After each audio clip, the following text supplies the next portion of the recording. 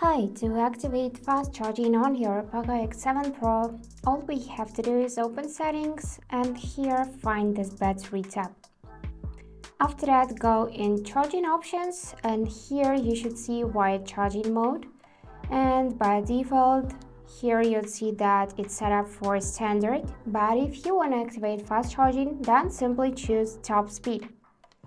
But in that case, note that this feature only works with chargers supplied by Xiaomi, so make sure you use the original charger. And also keep in mind that your phone may heat up during fast charging. This is normal, but it's recommended that you don't actively use your phone while charging to avoid overheating.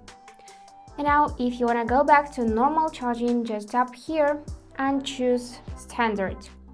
Let's select top speed and go back. Let me take my USB Type-C cable and plug it in the phone. And now I receive this quick charging notification.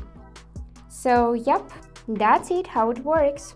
If you found this video helpful, please subscribe, like and comment. And I wish you all the best. Bye bye.